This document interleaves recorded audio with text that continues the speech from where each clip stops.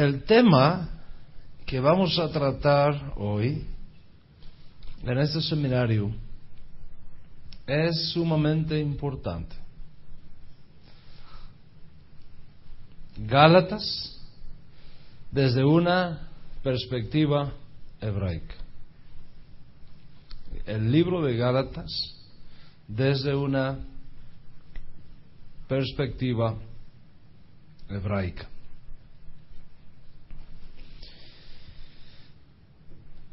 La mayoría de los creyentes a lo largo de la historia, cuando han leído a Pablo o a otros escritores, lo han hecho con la mejor intención, con el mejor denuedo, pero desconociendo la mayoría de las veces las raíces hebreas del autor, el entorno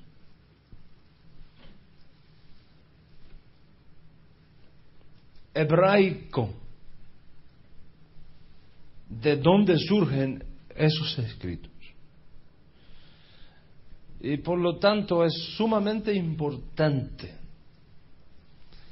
que cada vez que vamos a estudiar un libro de la Escritura, tengamos el mejor conocimiento posible, la máxima información posible acerca del autor y de las circunstancias en las cuales ese libro fue escrito.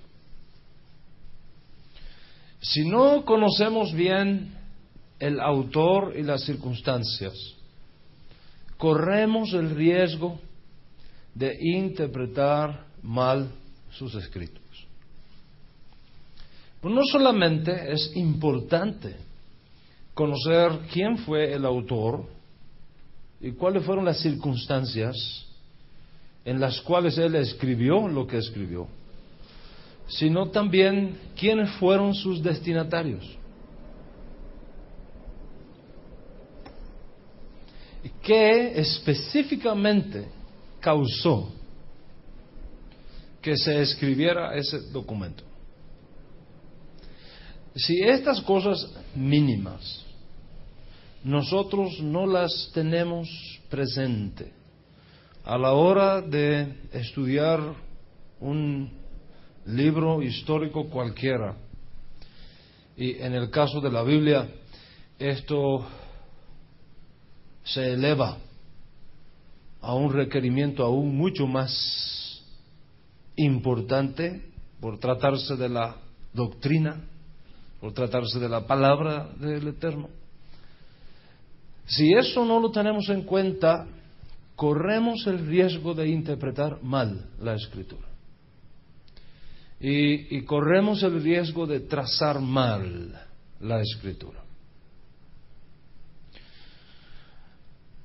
Esto no es solamente cierto de los escritos de Pablo, es cierto también, y mucho más, de los dichos de nuestro maestro, el Rebe HaMashiach, Yeshua HaMashiach.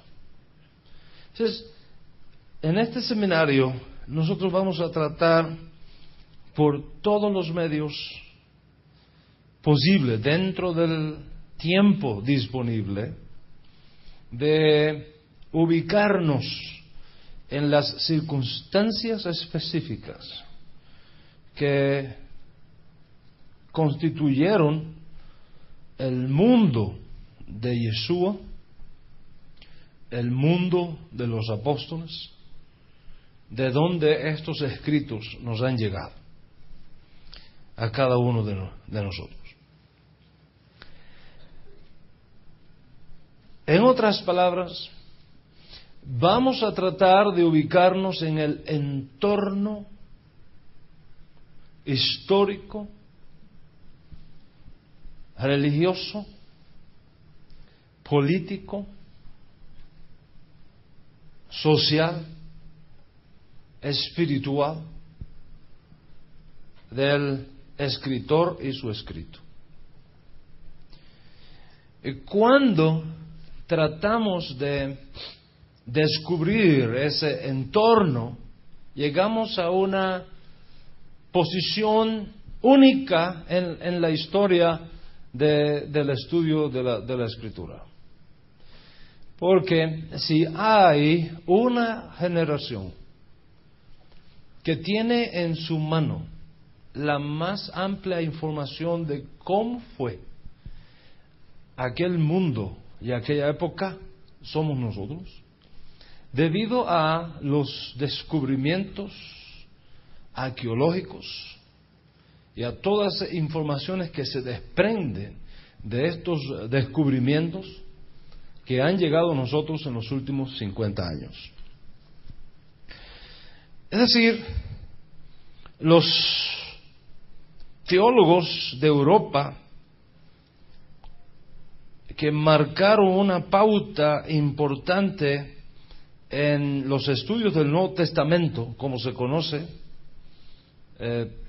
esta sección de la Escritura que nos va a ocupar en esta tarde, no tuvieron a mano los informes que nosotros tenemos en nuestras manos en este momento. Consecuentemente, si ha habido un periodo histórico apropiado para tener el más extraordinario acceso a la riqueza de la palabra del Eterno, es nuestra generación. Es nuestra generación.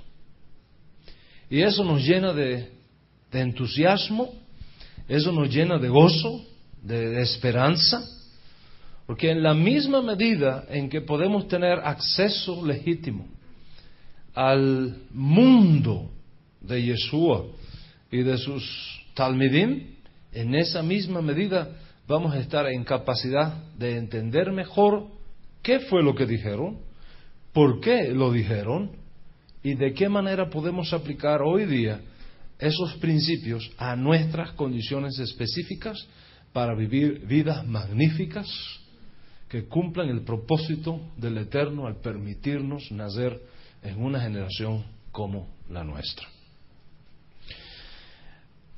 En sentido general, el entorno histórico, político, social, religioso, etcétera, que rodean los escritos del documento conocido como Nuevo Testamento y que nosotros llamamos Código Real, es el judaísmo del Segundo Templo. Ese es el entorno. Mientras más usted conozca del judaísmo del Segundo Templo, mejor herramienta tendrás para entender a Yeshua y a los apóstoles y sus escritos. Cuando hablamos del judaísmo del Segundo Templo, nos estamos refiriendo al periodo histórico que va desde la construcción del Segundo Templo hasta su destrucción en el año 70. El primer templo fue destruido por Nabucodonosor el día 9 de Av, el quinto mes del calendario bíblico, el 9 de Av del año 586, antes del nacimiento de su majestad Yeshua HaMashiach. Ese fue el primer templo, fue destruido. Luego, en el 516, a partir del regreso de una gran parte de judíos que fueron llevados cautivos a Babilonia, en la época de Zorobabel, en la época de Ageo, en la época de Nehemías, Ezra, Malaquías, toda esa extraordinaria generación, en esa época se construyó el Segundo Templo. Y ese segundo templo estuvo en pie hasta el año 70, ya de nuestra era, cuando fue destruido por los romanos. A todo el quehacer religioso, a toda la actividad bíblica que tuvo lugar mientras estuvo en pie el primer templo, conocemos como judaísmo del primer templo. Y a toda la enseñanza y la revelación que tenemos desde el día cuando se construyó el segundo templo hasta que se destruyó por los romanos en el año 70, a eso llamamos judaísmo del segundo templo. Cuando el tercer templo se construye, entonces tendremos que hablar de judaísmo del tercer templo. Mientras tanto, estamos en un periodo, en un compás de espera, hasta que Hashem nos envíe a su Mashiach, y entonces veamos el tercer templo restaurado y purificado por Mashiach, donde usted y yo iremos a presentar sacrificios, no de animales, pero de acción de gracias y de alabanza, cuyos sacrificios permanecerán para siempre, hasta los días de toda la eternidad. Amén. Esa es nuestra fe y esa es nuestra confianza. Aleluya. Entonces, hablamos de ese evento, ese judaísmo del segundo templo como el entorno, donde tienen lugar la vida de Yeshua y los escritos apostólicos. La segunda cosa que es bueno recordar es el concepto de pacto. Es importante entender el concepto de pacto. En la Escritura, la idea de alianza, de convenio, de pacto, es sumamente importante.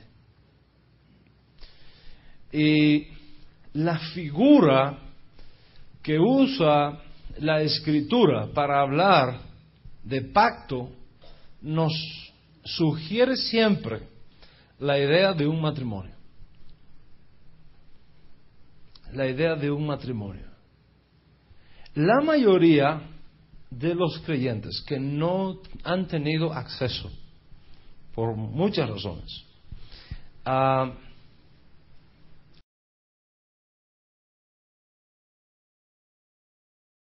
hablar de antiguo pacto y de nuevo pacto, le sugiere siempre la idea de discontinuidad. Le sugiere siempre la idea de reemplazo, de transferencia, de ruptura con algo viejo y institución de algo nuevo. Estas ideas establecidas por la teología cristiana a lo largo de muchos siglos se refleja en la mayoría de las versiones bíblicas disponibles en castellano en este tiempo, especialmente en las anotaciones al margen o dentro del texto para ayudar al lector supuestamente a entender mejor la Escritura.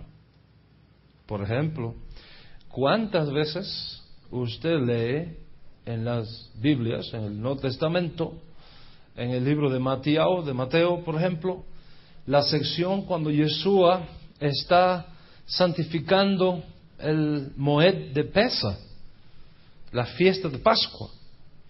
Y usted ve arriba una notita que no fue parte nunca del texto original, por supuesto, sino que es una introducción del editor, supuestamente para ubicar al lector en lo que está leyendo, que dice institución de la Cena del Señor.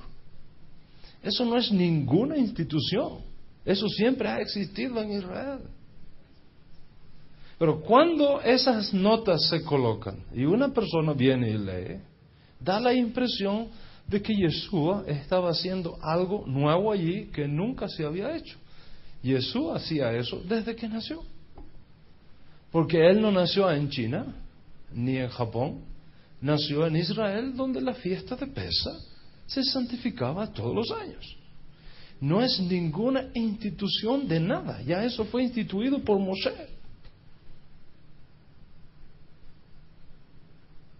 Por ordenanza de Hashem. Esas notitas marginales que aparecen aquí y allá tienen el efecto de retraer al creyente de la realidad del mundo de Yeshua y de los apóstoles. Y es importantísimo que usted tenga todas las herramientas de interpretación bíblica adecuadas para que cuando usted lea el texto sagrado, usted pueda estar ubicado apropiadamente en el contexto que le va a permitir a usted entender mejor lo que está leyendo y además sacar de ese texto los principios extraordinarios y eternos que están allí, para que, guiado por el Espíritu de Mashiach que le ha sido dado, usted esté en condiciones de saber cómo aplicar esos principios a las circunstancias especiales en las cuales usted se encuentra en ese momento.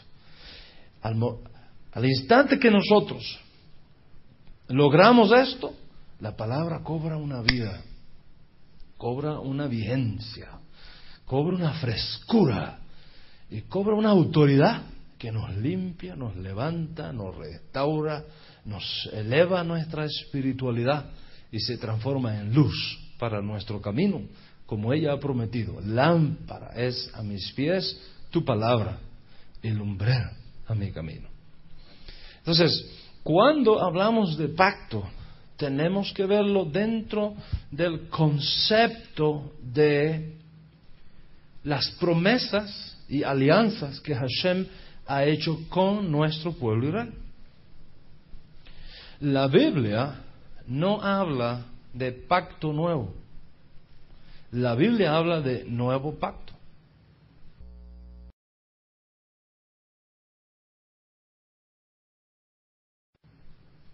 No es lo mismo decir pacto nuevo que decir nuevo pacto.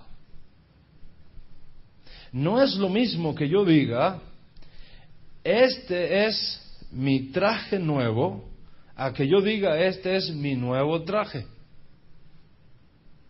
En castellano, cuando yo digo, este es mi nuevo traje, a lo mejor lo heredé de mi abuelo. Y el traje tiene 40 años. Pero para mí es el último que acabo de adquirir. Pero cuando yo digo, este es mi traje nuevo, significa que antes de yo tenerlo no existía. Es primera vez, está acabado de hacer. Cuando la Biblia habla de pacto nuevo o de nuevo pacto, usted tiene que mirar bien de qué se está hablando. De hecho, la mejor palabra para hablar de Antiguo Testamento no es antiguo, es anciano. Y eso cambia completamente el significado. ¿Por qué? Porque cuando usted dice pacto anciano,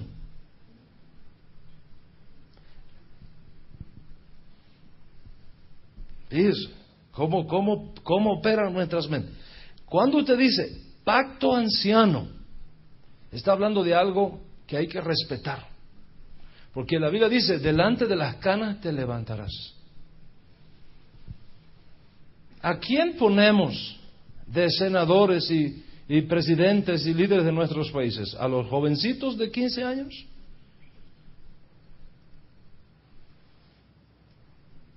¿Usted se sentiría seguro si el presidente de este país fuera un muchacho de 12, 13 años? ¿Se sentiría usted seguro? ¿A quién buscamos colocar en posiciones claves?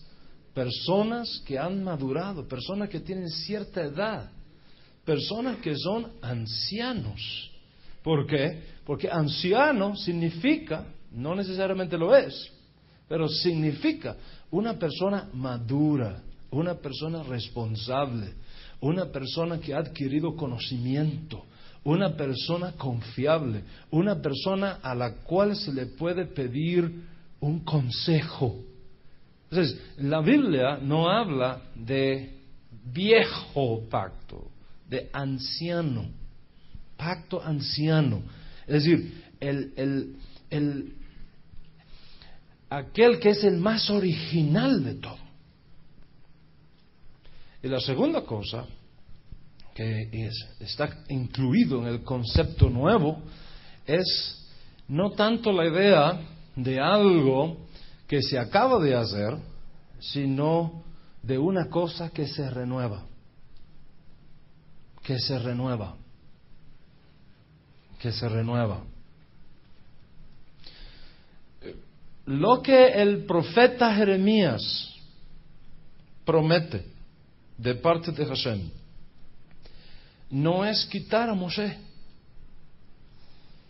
es ponerlo en el corazón.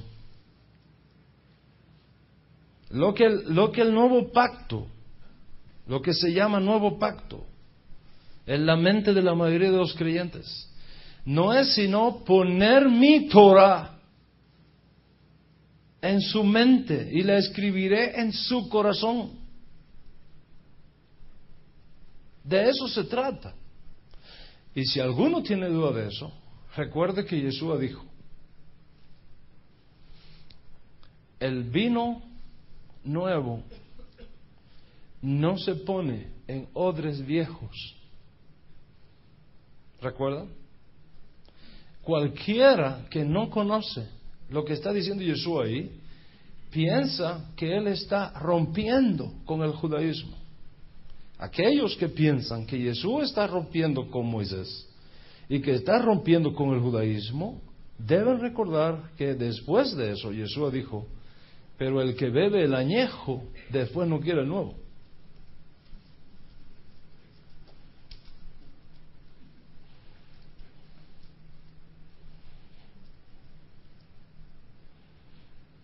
Cuando usted prueba el añejo, después no quiere el nuevo. Son palabras muy profundas que necesitan ser entendidas en su contexto apropiado. Yo quisiera que nos ubicáramos un poquito, ¿verdad?, en ese contexto. ¿Por qué? Porque en el judaísmo, cuando se habla de una boda, se habla de dos fases. Una boda judía viene dada en dos fases. Una primera fase, donde se establece un compromiso, donde se escribe un contrato, y donde las dos personas que entran en ese contrato ya se consideran legalmente casados, pero todavía no unidos. ¿Lo ve usted? En la boda judía, el muchacho y la muchacha, cuando firman la ketubah, lo que se conoce como erusim, el apartarse el uno para el otro, cuando se firma ese pacto, eso que está escrito, legalmente están casados, pero todavía no están unidos. Eso requiere un proceso de tiempo que va hasta que finalmente la unión se consuma. Cuando el muchacho trae la chica a su casa y se consuma el matrimonio, se completa el matrimonio. Lo que pasó en Sinaí fue la firma del contrato matrimonial. Lo que está haciéndose a través de Yeshua HaMashiach no es sino lo contemplado en las provisiones del pacto que va a concluir cuando vengan las bodas y se entre bajo la jupa y se consuma el matrimonio. Por eso es que Pablo, cuando escribe su carta a los romanos, en el capítulo 15 de su carta, el versículo 8 dice: para esto vino Yeshua, para mostrar la verdad de Elohim, la verdad de Dios, y para confirmar las promesas hechas a los padres. Para confirmar las promesas hechas a los padres.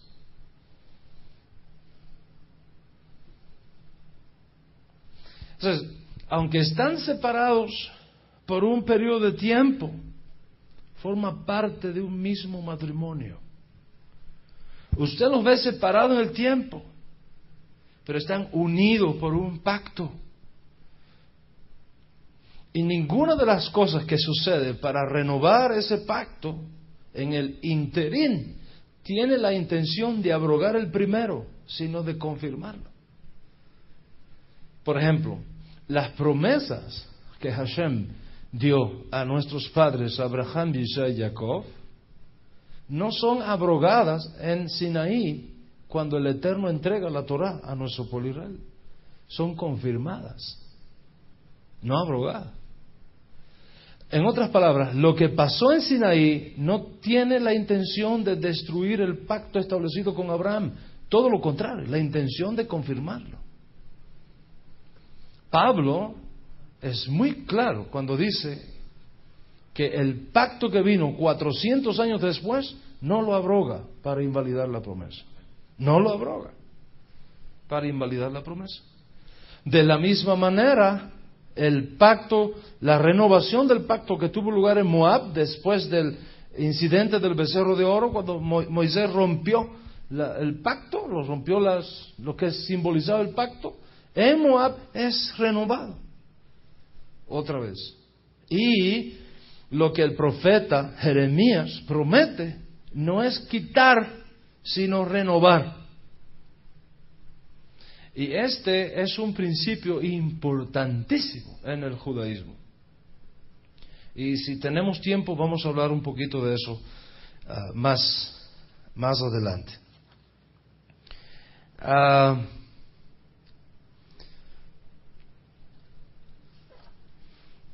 Vamos a tratar ahora de ubicarnos en el judaísmo del segundo templo, para entender quién fue Pablo, cuál fue el mundo de Pablo, de donde viene el libro de Gálatas, que es la meta de este seminario. Pero antes de llegar a esa meta, tenemos que ir por paso, para entender realmente qué es lo que está pasando aquí. El mundo de la cuenca del Mediterráneo en el siglo IV antes del nacimiento de Yeshua experimentó la invasión de los griegos. El famoso imperio de Alejandro el Griego, Alejandro el Grande, como se conoce, Alejandro Magno. Alejandro vino a ser un rey de características mundiales. O sea, prácticamente no había ninguna tierra de aquella época que no estuviese bajo el dominio de Alejandro. De hecho, la historia dice que un día se echó a llorar y uno de sus asesores vino y le dijo: ¿cómo el gran Alejandro va a estar llorando? Y dice: porque ya no tengo más países que conquistar. Ya había conquistado todo. Ya no tenía más que conquistar. Y estaba lleno de tristeza y dolor, porque ya no tenía más que conquistar. Y entonces los amigos, para animarlo, hicieron una fiesta y bebió tanto que le dio un infarto y se murió. Alejandro murió muy joven, no llegaba a 40 años de edad. ¿Y qué pasa cuando se muere el líder? Se divide el movimiento. Y el famoso imperio establecido por Alejandro, su muerte súbita, no había una figura que pudiera sostener aquel imperio. Y se dividió en 4 ramas. Una para el este, otra para el oeste, una para el norte, otra para el sur. La parte de Israel quedó bajo el dominio de uno de sus generales ubicados en Atenas, en Grecia. Y esa familia de ese general creó una dinastía que se conoce como la dinastía de los Seleucidas. Otras dinastías se establecieron en otro lugar, allá por la parte norte de África, los Ptolomeos, y así sucesivamente. La idea de estos generales fue restablecer el imperio romano, el sueño de Alejandro. Otra vez. ¿Cuál era el sueño de Alejandro? El sueño de Alejandro es que todo el mundo tuviera una misma lengua, la lengua griega, y una misma cultura, la cultura griega. Ese era su sueño. Y para lograr ese sueño, a todos los países que él iba conquistando, iba estableciendo instituciones griegas, la cultura griega, enseñando el griego,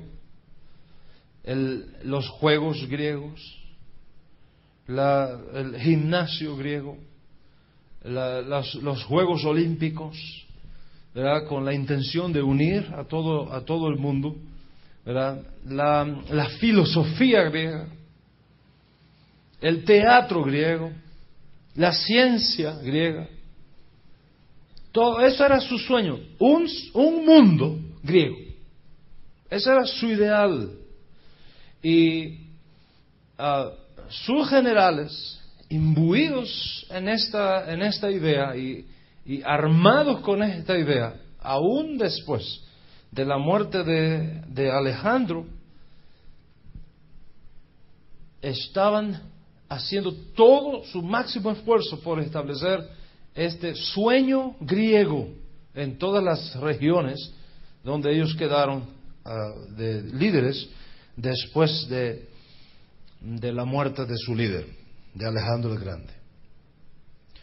Para que usted vea hasta dónde llegó la influencia del helenismo en todo el mundo de aquella época, que aún Israel, cuyo sueño era absolutamente opuesto al sueño griego, aún en Israel, donde habían comunidades judías que estaban opuestas al griego, opuestas a la filosofía griega, opuestas a los Juegos Olímpicos, opuestas al paganismo griego, a la filosofía, al teatro y a todas esas formas de la cultura griega. Aún en Israel, Alejandro logró establecer 37 comunidades judías que abrazaron el helenismo. 37 ciudades judías que abrazaron el helenismo.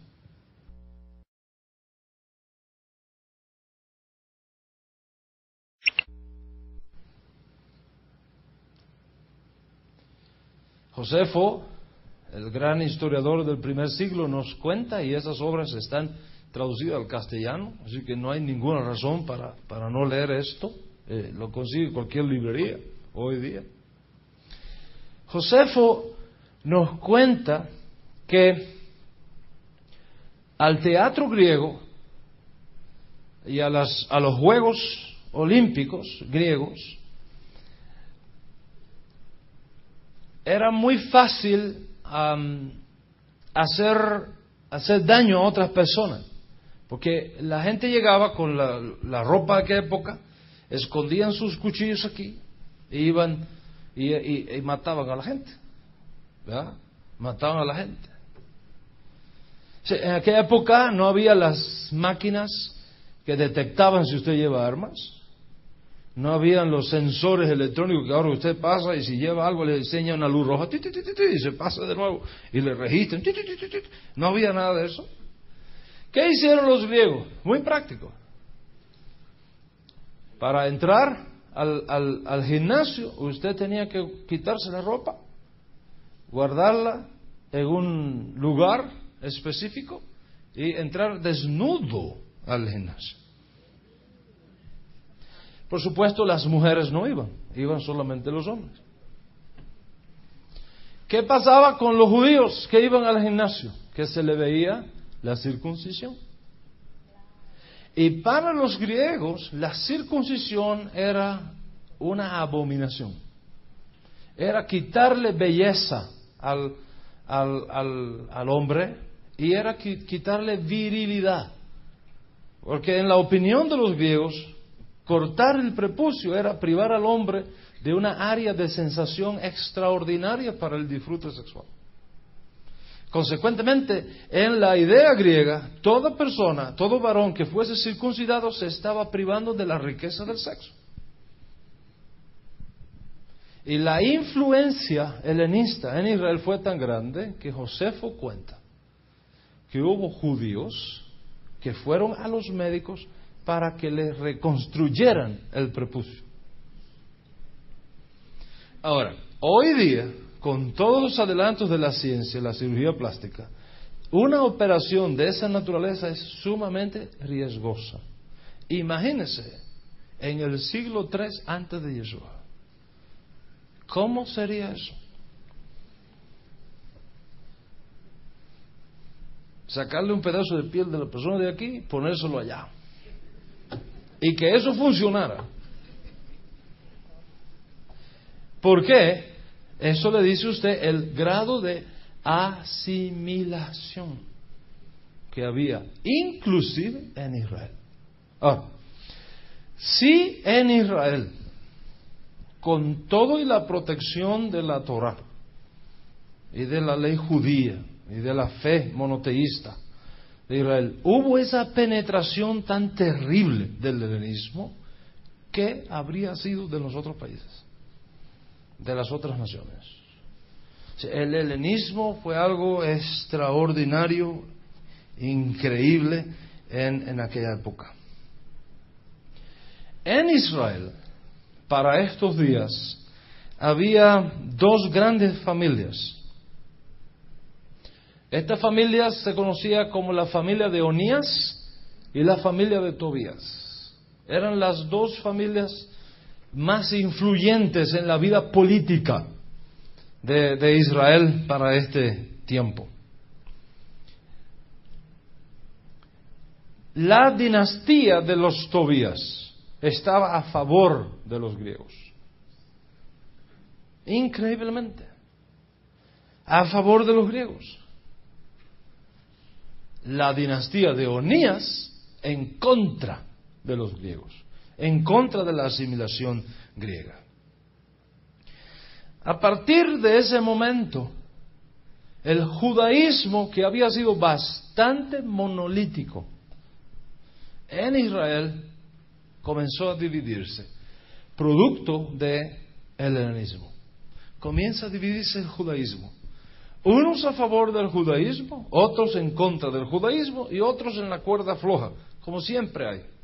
Hay quienes están a favor de algo, hay quienes están en contra de algo y hay quienes están en el medio. Para donde esté mejor la cosa, ahí se mueve un poquito. Donde esté mejor la cosa, ahí se mueve un poquito. Y ahí están, ¿verdad? son los votos independientes. ¿Verdad? Siempre ha sido así. El mundo del ser humano es así. ¿Verdad? Estaban los helenistas, estaban los judíos contrarios al helenismo y estaban los en between. ¿Verdad? Ahí bailando la cuerda floja. Eso estaba pasando en Israel. Esa separación, división que se da en el judaísmo comenzó a crear muchos judaísmos. Los judíos que pensaron que podía existir una manera de reconciliar la Torá con el helenismo fueron llamados helenistas o griegos. Y hubo otros judíos que se separaron de ese movimiento y comenzaron a ser llamados los perushim, los que se separan. Y de ahí surgieron los fariseos. Nos vamos ubicando cómo están ocurriendo las cosas en Israel. Si ya tenemos los fariseos y ya tenemos los griegos, los helenistas, después nosotros vamos a encontrarnos a estos grupos dentro de la vida de Yeshua y dentro de la vida de los apóstoles, porque ellos interactuaron en todo eso. Finalmente, las tensiones llegaron a un punto que se dio una guerra civil en Israel. Y en esa guerra civil contra los sirios, que se da en el año 168 al 163 aproximadamente, cuando las condiciones de vida para el judío que estaba en contra del helenismo eran prácticamente imposibles, finalmente se logra vencer a los griegos. La historia es una historia muy linda. La fiesta de Hanukkah o dedicación marca ese momento, ¿verdad?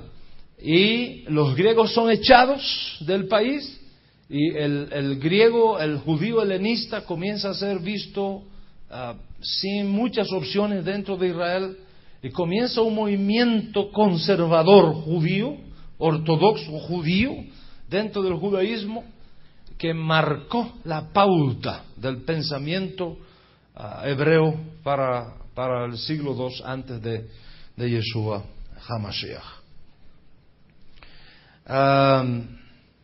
Los grecos sirios fueron retirados de Israel, pero no el pensamiento griego que subsistía entre muchos judíos en Israel.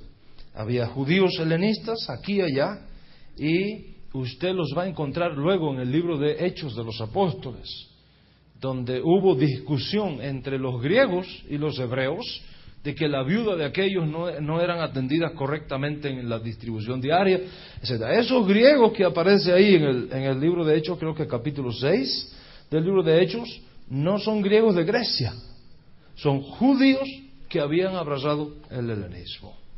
Y nos lo encontramos ya con tensiones, aún dentro del movimiento de Yeshua, dentro de la secta Nexarita. Nos vamos ubicando acá. Ahora, los propios fariseos tenían serias discrepancias entre sí, al punto que llegaron a establecerse 7 sectas diferentes de fariseos. 7 escuelas fariseas distintas en Israel.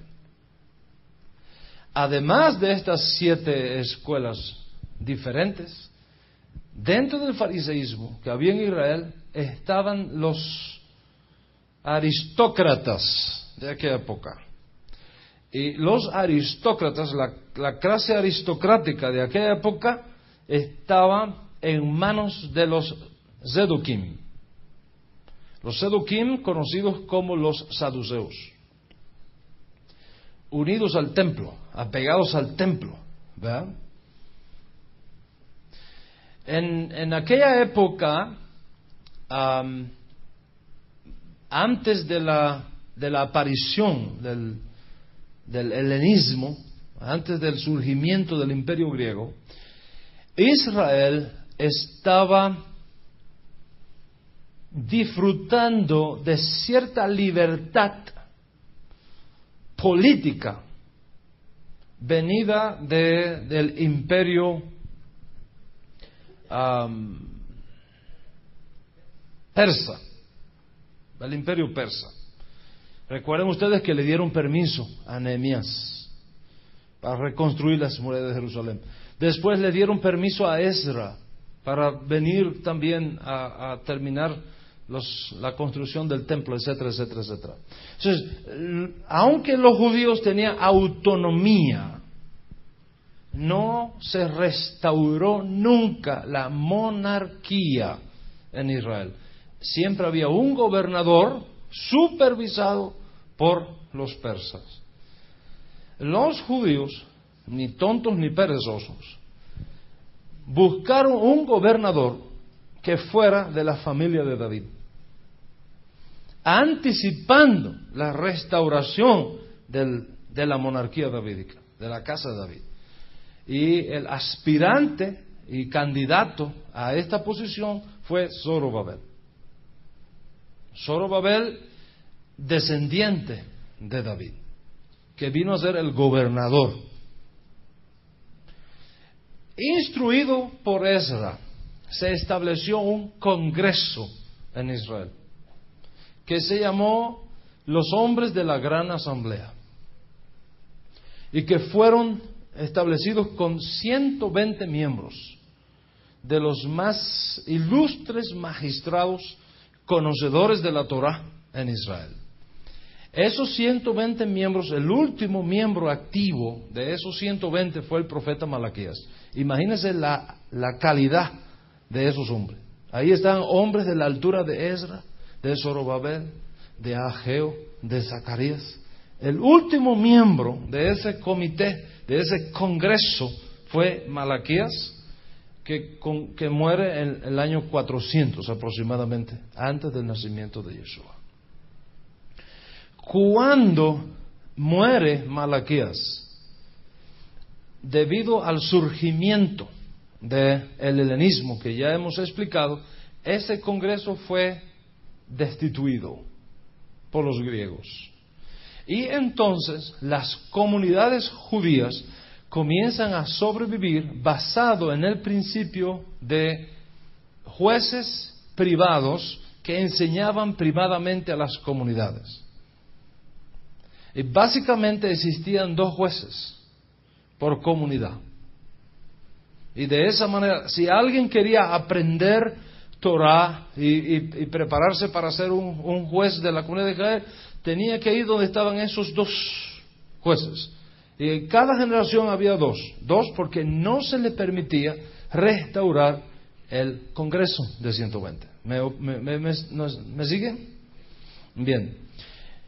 ¿Quiénes eran los 2 jueces de Israel para el tiempo cuando está Yeshua y los apóstoles en su vida pública? Esos 2 grandes jueces fueron Shammai y Hillel. Shammai y Hillel. Es importantísimo este detalle. ¿Cuáles son me consigue un poquito de agua, por favor? ¿Cuáles son las características más importantes de Shammai y Hillel?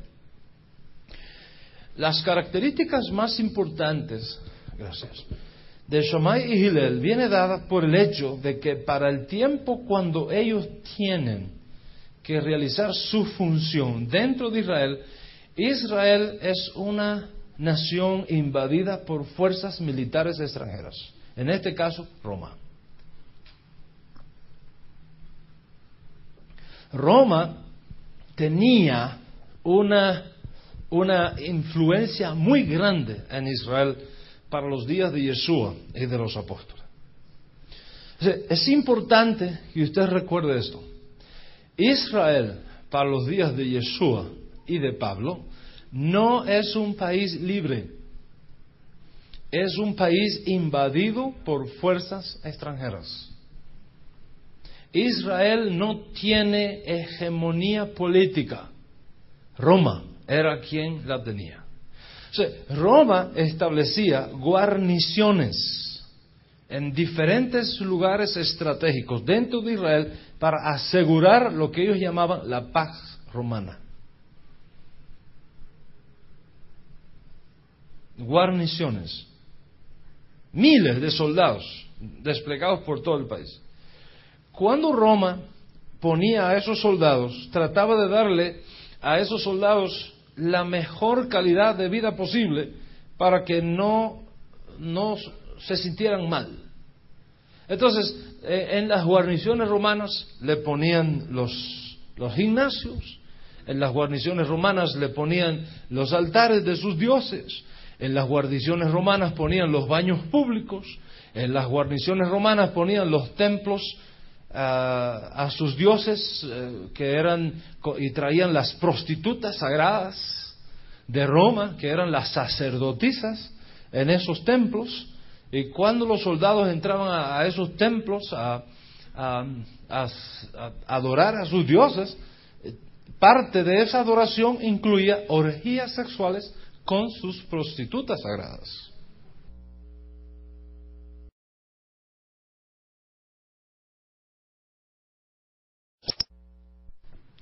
Esas prostitutas sagradas tenían como marca distintiva que se rapaban completamente el pelo, no tenían pelo, estaban sin pelo, completamente rapadas, como Michael Jordan, rapados completamente, ¿verdad? Y esa era la señal de una prostituta. Eso es lo que te va a explicar después a ti por qué Pablo dice que a la mujer le está prohibido cortarse el pelo, porque la iban a identificar con una prostituta. Hoy día las cosas han cambiado, ¿verdad? Y entonces usted no puede aplicar un principio que fue válido en una circunstancia determinada hace 2000 años a una circunstancia que ya ha cambiado. ¿Me explico qué estoy hablando? Pero en todo caso, para que ustedes comiencen a ver la relación que había entre la realidad del mundo de aquella época y lo que nosotros vamos a encontrar en ese documento llamado Código Real, conocido la mayoría de los creyentes por Nuevo Testamento. La influencia de Roma fue muy grande en Israel, muy grande. Roma tenía el dominio absoluto de todo aquello. Desde Siria, Roma tenía el control militar de toda aquella región, incluyendo Israel, que fue transformado en una provincia romana. Así que Israel ya no es un país, es una provincia romana, del Imperio Romano. No obstante, por alguna razón, y me imagino que ustedes deducen cuál es la razón, Roma nunca dio a ninguna ciudad dentro de Israel el estatus de polis. Nunca dio. Cuando Roma daba a una ciudad el estatus de polis, toda persona que naciera en esa ciudad se consideraba ciudadana romana por nacimiento. En Israel no fue así. Por lo tanto, los que nacían en Israel no eran romanos, eran judíos. Pero judíos que nacieran en alguna ciudad fuera de Israel, que hubiese tenido el estatus de polis, se veía como romano. Pablo nació en la ciudad de Tarso.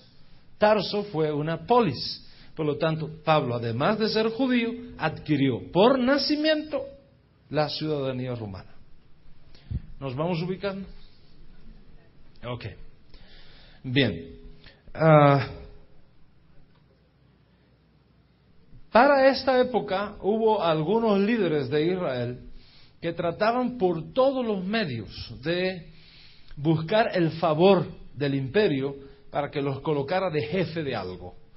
Uno de esos líderes de aquella época fue el famoso Herodes, llamado el Grande. Herodes el Grande fue a Roma con una enorme suma de dinero y pagó para que Roma le diera el título de rey de Judea. Y Roma, que lo que le gustaba era la plata, para poder sostener todo aquel imperio, pues le dio un pedazo de papiro escrito que decía: Herodes el Grande, rey de los judíos.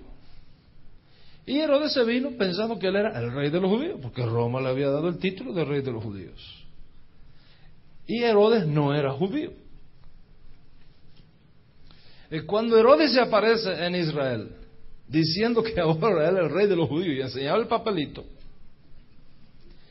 los judíos se pusieron tan bravos que casi los buscaban para matarlo, y tenía que vivir Herodes escondiéndose siempre. Porque en cualquier lugar podía haber un grupo de judíos que están buscando la menor oportunidad para quitarle la vida. En vista de eso, Herodes buscó a una judía para casarse con ella. Y esa judía que él seleccionó se llamó Miriam. Herodes quiso asegurarse que ninguno de su familia le hiciera un atentado el día de la boda y mandó a matar a toda la familia de ella. Y la dejó solamente a ella para legitimizar su título de rey de los judíos. Cuando Miriam vio eso, se subió al templo, al techo del templo, y se lanzó del templo. Y se mató. Aún así, Herodes tomó el cuerpo, lo embalsamó y se casó con el cadáver, ¿verdad? Y lo guardó en su palacio, ¿verdad? Para buscar la simpatía de los judíos, porque él era el esposo de una judía. Entonces, eso, en vez de ganar la simpatía de los judíos, ganó más el rechazo de los judíos. Entonces, Herodes el Grande estaba en una situación muy difícil, porque tenía que agradar a los romanos para que no le quitaran el título de rey de los judíos, pero al mismo tiempo quería ganarse la simpatía de los judíos para que no le dejaran gobernar. Eso fue lo que causó que, por un lado, él construyera algunas ciudades, como la ciudad de Cesarea, en honor al César. Eso fue lo que causó que él construyera gimnasios en Jerusalén para los soldados romanos, teatros para los soldados romanos. Roma estaba contenta con él. ¿Qué hacer con los judíos? Empezó a reconstruir el templo y a engrandecerlo. En la época de Yeshua, cuando Yeshua era un niño, todavía ese proceso de construcción no estaba terminado. ¿Me va siguiendo usted hasta aquí? Sí, ese era Herodes el Grande, no el tetrarca, el grande. Cuando llegan los maestros de Torah diciendo ¿dónde está el rey de los judíos que ha nacido?, ustedes se imaginan la reacción de Herodes. Él es rey de los judíos por un papel. Y ahora vienen estos sabios de Israel diciendo que el verdadero rey de los judíos nació. ¿Cómo él vio ese nacimiento? El fin de su dinastía. Por lo tanto, había que buscar a ese niño y eliminarlo también, como era su costumbre. Y ya esa historia ustedes la conocen. Cómo Yeshua tuvo que ser sacado precipitadamente una noche de su ciudad y escondido por un tiempo en Egipto hasta que pasara lo que pasó con Herodes. ¿Me sigue hasta aquí? Cuando Herodes llega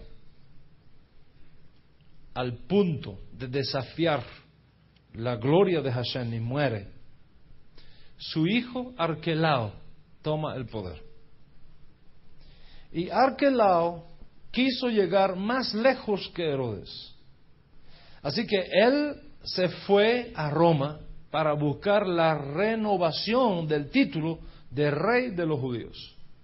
Y cuando vino de Roma con la renovación del título de rey de los judíos, estableció un plan secreto para eliminar al gobernador de Siria y quedarse él con toda la región, incluyendo Siria. Cuando ese plan, esa movida política llega a oídos de Roma, le quitan el título de rey de los judíos. El Senado romano declara que nunca más concederá ese título a nadie. Mandan a Arquelao expulsado del país, precisamente a la región de Galacia, y se establece para la provincia de Judea un procurador. Y eso es lo que causa la introducción de un procurador romano dentro de la vida política de Israel. El procurador romano que tuvo que ver con el proceso judicial de Yeshua fue Poncio Pilato, que ya ustedes conocen. Esa es una historia bastante conocida por los creyentes. ¿Cuánto nos vamos ubicando hasta aquí? Ahora, otro dato interesante que tenemos que entender es el de la corrupción política. La corrupción política en Israel, además de las divisiones sectarias, además de del pluralismo religioso que había, del cual ya hemos mencionado, de los fariseos solamente había 7 sectas. Pero además de los fariseos había otras sectas más. Estaban los carismáticos, estaban los herodianos, estaban los sicarios, estaban los esenios, estaban los... una enorme... 24 grupos diferentes menciona el Talmud. 24 sectas judías distintas menciona el Talmud que había en Israel para esos días. Aparte de eso, la corrupción política, al grado de que Roma llegó a recibir dinero para decidir quién sería el sumo sacerdote en el templo. Es decir, en los días de Yeshua, el sacerdocio del templo estaba corrupto. Hubo sacerdotes que ni siquiera eran descendientes de Aarón. Lo compraban, el puesto lo compraban. ¿Por qué? Porque la figura del sumo sacerdote era altamente cuidada por Roma. Porque Roma estableció que todo el sistema de impuestos se recogiera al final en las arcas del templo de Jerusalén, y el sumo sacerdote era el que llevaba las cuentas y despachaba todo eso para Roma, y una comisión le tocaba a él. ¿Me sigue usted? Es decir, en aquella época no habían las computadoras que hay hoy, señores. En aquella época no habían los libros de contabilidad que hay hoy. Y usted se imagina cómo eran las cosas. El sumo sacerdote era una posición codiciada y deseada por muchos y pagada por muchos. Entonces, eso llevó a establecer todo un sistema religioso amparado por la Guardia Romana, porque Roma quería asegurarse de que sus impuestos estuvieran seguros. Entonces, la corrupción de los sacerdotes en aquella época, no de todos, porque había sacerdotes buenos, siempre Hashem ha tenido un remanente, pero el sistema como sistema, no el remanente, el sistema como sistema estaba corrompido. Esa corrupción llevó a grupos judíos dentro de los fariseos a irse de Jerusalén y establecerse en comunidades en el desierto. De ahí surgen las comunidades del Qumran, por ejemplo, que es una reacción a la corrupción de Jerusalén que ya no la soportaban. Los sacerdotes corruptos, amparados por la Guardia Romana, establecían sus propios mercados. Y cuando la gente venía a celebrar las fiestas, no se le consideraba válido las compras que hacía en otra tienda que no fuera la de ellos. Se venía un hermanito de allá de Irak a celebrar Pesa. Tenían que comprar su animalito allí. Y cuando venía a presentarse al sacerdote decía, ¿dónde compraste eso? ¿A aquella tienda? Dice, no, eso no es kosher. Tiene que comprarla en aquella otra, y la otra es la de él.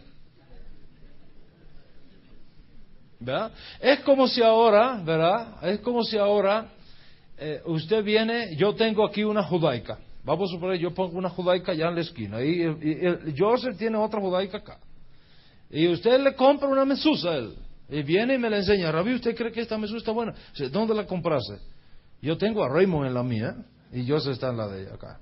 Y viene y dice, mire, Rabí, esta mesusa, ¿usted cree? Dice, ¿dónde la compraste? En la judaica. Yo sé, eso no es kosher. No, devuélvesela y cómprasela a Raymond. Dice, Raymond es el mío. ¿Ve la corrupción dónde llegó? ¿Verdad? Los controles de cambio que había en el templo, que era una necesidad, para que cuando usted va a un país, usted tiene que cambiar a la moneda nacional. Cuando usted traía denarios de afuera, pues tenía que cambiar en shekel dentro de Israel.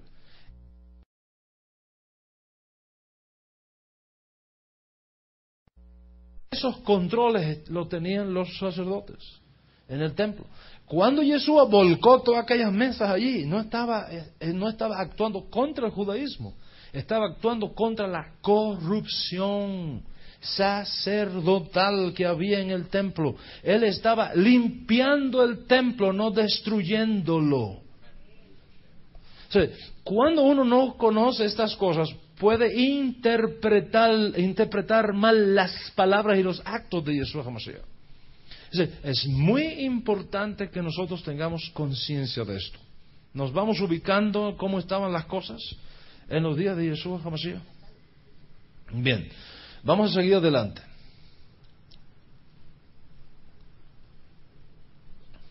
¿Cómo se establecían las cortes de justicia en Israel en aquellos días?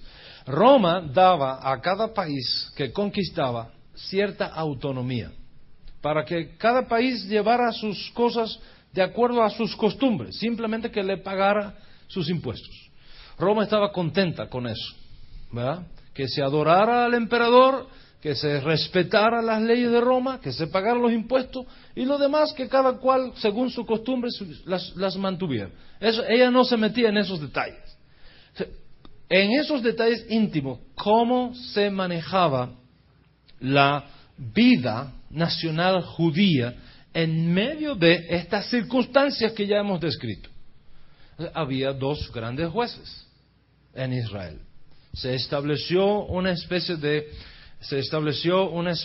Congreso Nacional que no tuvo nunca la cantidad de 120, pero que para la época de Yeshua se estableció en 71 miembros. 70 jueces y el presidente del Sanedrín, que normalmente era el Cohen Gadol, el sumo sacerdote, sí tenía el conocimiento. Porque, como dije, había sumos sacerdotes que eran unos estúpidos. Habían comprado el título, pero no sabían nada de eso. No tenían la menor idea de cómo era. Fíjese si era así, que había para fiestas tan sagradas como Yom Kippur, había que asignarles estudiantes para que le fueran diciendo paso a paso lo que tenían que hacer, porque no sabían ni lo que tenían que hacer.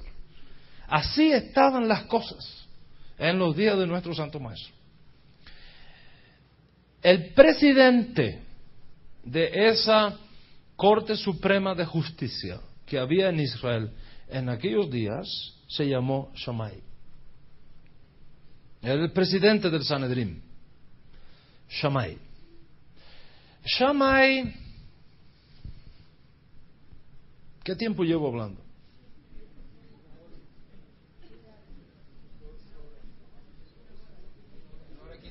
Una hora, en 15 minutos les doy un receso, que veo que algunos están orando sin permiso.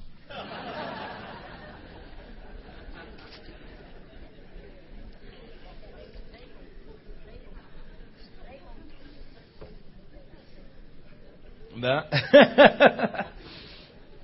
Sonríe y gócese. Muy bien. Shammai era el presidente de la Corte Suprema de Israel.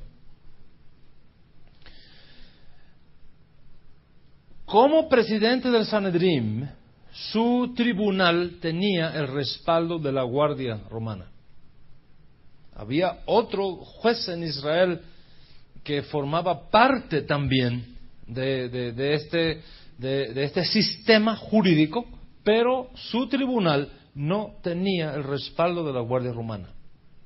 Este segundo juez se llamó Gilel. Entonces, quiero que vea eso. Hay